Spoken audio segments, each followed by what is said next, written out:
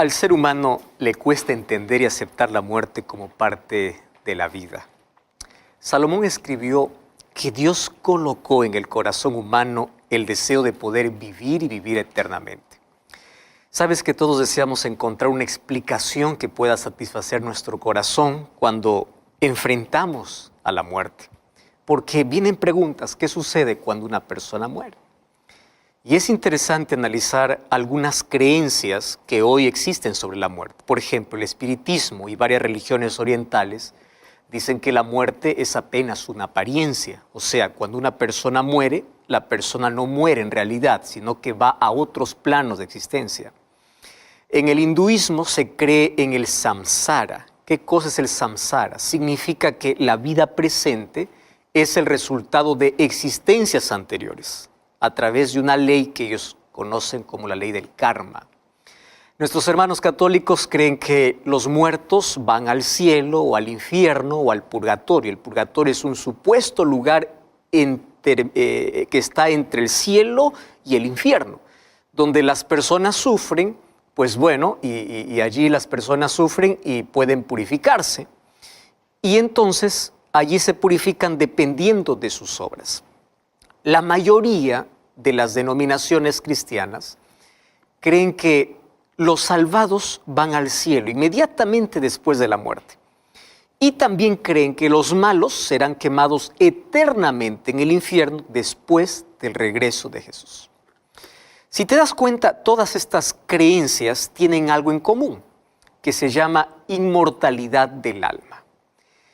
Y ya vimos en el programa anterior que el primer argumento que el diablo colocó en el jardín del Edén es contradecir la palabra de Dios que había dicho en el Edén. Cuando vamos a Génesis capítulo 2, versículo 17, la orden de Dios fue clara. Y la palabra de Dios decía, el día que comieres del fruto de este árbol vas a morir. Pero entonces viene el diablo en Génesis capítulo 3, versículo 4, dice que el diablo le dice, no moriréis. Es decir, lo que el diablo está diciendo es lo siguiente. Cuando mueres, aunque vayas a la sepultura, seguirás vivo. O algo de ti continuará vivo. Fíjate bien con lo que el diablo dice. No moriréis. Cuando vas a morir, vas a continuar vivo. Y de allí sale el concepto que cuando el ser humano muere, va a la sepultura, pero el alma continúa viva. O sea, algo todavía vive. Y el alma sale del cuerpo para continuar viviendo en algún lugar. Ahora fíjate una cosa. En el hebreo, que es el idioma original en el cual se escribió la Biblia, la palabra alma es la palabra nefesh y aparece unas 755 veces en el Antiguo Testamento. Y en el idioma griego que se escribió en el Nuevo Testamento, la palabra es psiche. Ahora, presta atención aquí. Tanto en el hebreo como en el griego, la palabra alma significa tres cosas. Alma significa vida, persona o mente. Voy a repetir esto. Alma significa vida, persona o mente.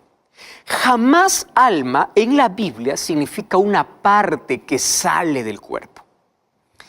Ahora, ¿por qué necesitamos ir al idioma original para tener una mejor explicación de ciertas palabras? Porque aquellos que conocen más de un idioma saben que al momento de traducir una palabra de un idioma para otro, puede perder su fuerza o puede tener otro significado. Yo te voy a colocar aquí un ejemplo muy práctico. En español, la palabra exquisito significa delicioso, agradable. Y yo puedo decir, el almuerzo de hoy estuvo exquisito. Y los que saben español van a entender que me gustó muchísimo. Sin embargo, la misma palabra exquisito en portugués significa algo extraño. Si yo uso la misma palabra en portugués, me van a entender que el almuerzo no estuvo bueno, que no me gustó, que fue extraño. Mientras para uno la palabra puede alegrarlo, para otro puede entristecerlo. Ahora, va a depender del contexto y va a depender del idioma. ¿Me estás entendiendo? Entonces, la Biblia fue escrita en hebreo, en arameo y en griego. No fue escrita en español. Entonces, cuando leemos la Biblia, tenemos que entender el pensamiento hebreo. Y tenemos que ir al idioma original para encontrar su verdadero significado, porque muchas palabras pueden ser entendidas según nuestra cultura, según nuestras creencias, Entonces, la misma palabra que allí en el oriente significa una cosa, en el occidente significa otra cosa. ¿Entendiste aquí la ilustración que hice? Entonces, la palabra alma en la Biblia, en el idioma original, significa vida, significa persona, significa mente. Cuando yo leo en la Biblia la palabra alma, la Biblia no me está diciendo que es algo que sale del cuerpo. Cuando yo entiendo esto, entonces desaparece toda la confusión con muchos textos que muchos toman allí para fundamentar la inmortalidad del alma. Por ejemplo, el texto que muchos toman es Mateo 10:28. Cuando Jesús dice, no temáis a los que matan el cuerpo, mas el alma no pueden matar. Temed más bien a aquel que puede destruir el alma y el cuerpo en el infierno. Aquí aparece alma, dice, ¿no? Pero ¿qué significa aquí alma? Vida. Lo que Jesús está diciendo es así: no temas a los que matan el cuerpo, pero no pueden quitarte la vida. ¿De qué vida está hablando Jesús? De la vida eterna. Teme a Dios, quien puede destruir tu cuerpo y toda esperanza de vida eterna. Eso es lo que está diciendo, basándose en los idiomas originales. Otros toman el libro de Apocalipsis capítulo 6, versículo 9 y 10, cuando dice, y vi las almas de los muertos debajo del altar. Entonces allí dice, ahí está, tenemos un alma. Mira, en Apocalipsis encontramos muchos elementos simbólicos, porque Apocalipsis es un libro profético. Por ejemplo, en Apocalipsis aparece la muerte cabalgando en un caballo con el Hades que le sigue. Y nosotros no podemos tomar esto de manera literal. Es decir, esto es un asunto simbólico. Entonces, ¿qué significa almas debajo del altar? Sabes que en el Antiguo Testamento el altar era el lugar donde se ofrecían sacrificios y la sangre se derramaba al pie del altar. Entonces aquí almas representa la vida de los mártires. Esa sangre, o sea, esas vidas claman de manera simbólica. ¿Y por qué de manera simbólica?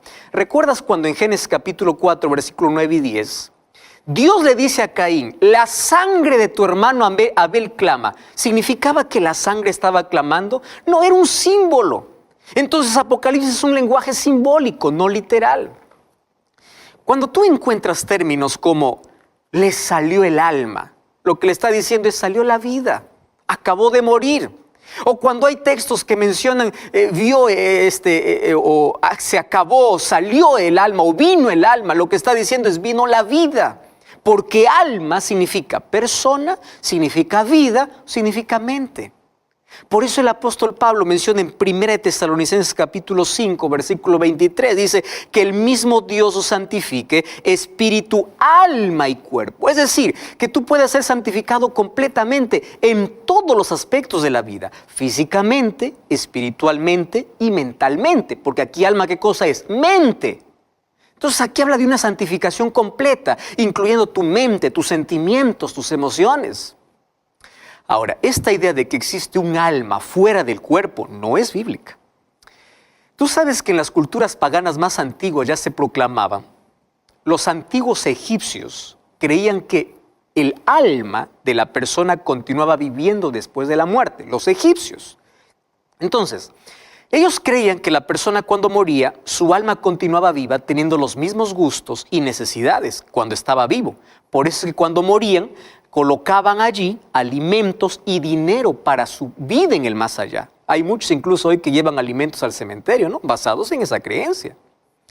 Ahora, los griegos recibieron este pensamiento y le dieron un toque filosófico. Y así lo pasaron a todas las generaciones. Por ejemplo, Platón, filósofo griego, en su obra La República, él cuenta la leyenda, leyenda de Er. Él dice que Er murió en la batalla. Y cuando los cuerpos de los soldados fueron recogidos 10 días más tarde, el cuerpo de Er no estaba descompuesto. 2 días después, supuestamente, según la leyenda, Er resucitó y contó lo que había visto en el otro mundo. Supuestamente había un grupo que hablaba de las delicias del cielo, mientras que otro grupo hablaba de los horrores del infierno. Ahora, por increíble que parezca, ¿tú sabías que los griegos creían en esos mitos? Y esas ideas inclusive invadieron el judaísmo y llegaron hasta el cristianismo. Otro filósofo llamado Platón enseñaba que cuando una persona muere, el alma se liberta del cuerpo, porque el cuerpo es la prisión del alma. Ojo, esto no es Biblia, eso es filosofía. Infelizmente, hoy en muchos púlpitos esto es predicado. Entonces, la enseñanza espiritista de la nueva era y aquellas experiencias de casi muerte cada vez crecen más. Ahora te explico. Cada vez se intensifican más las apariciones y los testimonios de personas que aseguran haber hablado con personas que ya murieron. Otros aseguran que de muertos salieron de su cuerpo, vieron el cielo, fueron hasta el infierno y lo describen. ¿Cómo podemos explicar esto? Aquí tengo una explicación. El doctor Jacques Provenza, él tiene doctorados en ciencia y en religión, y él dice que existen fascinantes coincidencias entre la experiencia de aquellos casi muertos y de aquellos que consumen drogas alucinógenas. Te voy a explicar así. Las personas que pasan por esas experiencias, ellos relatan haber visto y sentido algo indescriptible, la sensación de estar fuera del cuerpo. Y ellos relatan que tienen una profunda experiencia espiritual, paz, amor, que pasan por túneles oscuros, por luces brillantes. Entonces, la explicación a esas experiencias, ¿dónde está? En el cerebro. Cuando la química del sistema nervioso central se altera, se producen ilusiones y alucinaciones. Pero estas experiencias pues no son pruebas de que la vida continúa después de la muerte. ¿Estás entendiendo? Ahora, ¿qué cosa es lo que dice la Biblia? Porque la Biblia tiene la última palabra. Para entender sobre la muerte tenemos que ir a la Biblia. Y ella nos dice todo lo que necesitamos saber. Por ejemplo, para entender qué sucede cuando morimos, es necesario saber cómo es que el ser humano vino a la vida. Cuando vamos al libro de Génesis, capítulo 2, versículo 7 dice: Entonces Jehová Dios formó al hombre del polvo de la tierra, sopló en su nariz aliento de vida y fue el hombre un alma viviente. Otras versiones dice un ser viviente, pero ahí la traducción es un alma viviente. Entonces, ¿quién es un alma? Un alma eres tú, yo soy un alma. Alma viviente es una persona. Alma no es un espíritu desencarnado, no es algo que sale. El polvo, cuando se une al aliento de vida, al soplo de vida, surge el alma, surge el ser humano. Entonces, ¿qué sucede cuando el ser humano muere? Vamos a Eclesiastés, capítulo 12, versículo 7. Esto dice la Biblia, Eclesiastés 12, 7. Dice: y el polvo vuelve a la tierra y el espíritu vuelve a Dios, que lo dio. Eso quiere decir, al momento de morir, se invierten las cosas. El soplo de vida vuelve a Dios y pues el hombre se vuelve polvo y el polvo vuelve a la tierra. Eso dice Génesis 3:19 incluso, que vamos a volvernos polvo. Ahora, tú puedes decir, pastor, pero el espíritu, ¿qué cosa es lo que vuelve a Dios? Bueno, cuando Dios dio su aliento de vida, no le dio un aliento pensante. Tú sabes que la palabra hebrea, ruaj, significa soplo, nada más que eso. En griego, esa palabra aliento o soplo es neuma. De allí viene la palabra neumático, que significa aire, soplo, nada más.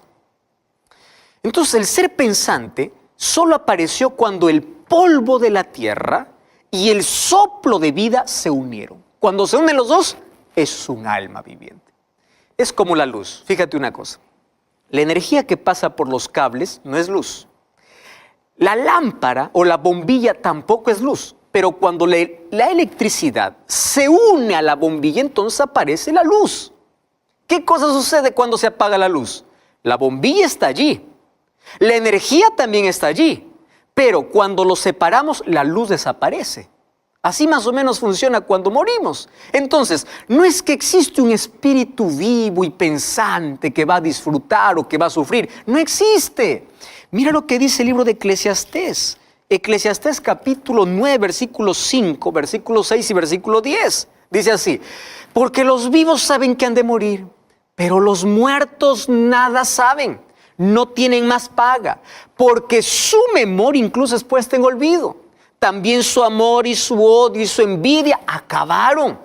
Nunca más tendrán parte en todo lo que se hace debajo del sol. Por eso el versículo 10 dice así: todo lo que te viniera a la mano para hacer, hazlo según tus fuerzas, porque al sepulcro donde vas no hay obra, ni trabajo, ni ciencia, ni sabiduría. No dice te vas al cielo, no dice te vas al infierno, dice te vas al sepulcro. La Biblia es clara y es categórica al afirmar que cuando el ser humano muere se acabó. La persona que muere queda en un estado total de inconsciencia y no tiene ninguna actividad debajo del sol.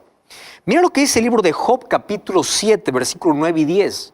Como la nube se desvanece y se va, así el que desciende a la sepultura o al Seol no subirá, no volverá más a su casa, ni su lugar se conocerá más. O sea, no piensan más, no sienten nada. Cuando vamos al libro de Salmos, capítulo 146, versículo 4, dice, pues sale su aliento y vuelve a la tierra y en ese mismo día perecen sus pensamientos. Entonces, ¿cómo podemos explicar aquellas historias de personas que dicen que pueden comunicarse con sus seres queridos que ya murieron, que pueden escuchar su voz y pueden verlo de diferentes maneras? Fíjate una cosa. En la Biblia ya encontramos una sesión espiritista. Cuando vamos a 1 Samuel 28, un día el rey Saúl, cuando se había separado de Dios en su desesperación, fue a una pitonisa en Endor para hablar con el profeta Samuel que ya había muerto.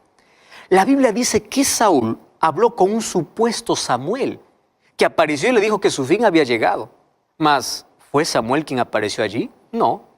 Cuando vamos al libro de Primera de Crónicas, capítulo 10, versículo 13, dice así: y murió Saúl a causa de su rebelión contra la palabra de Jehová, el cual no guardó, y porque consultó a una adivina y no consultó a Jehová.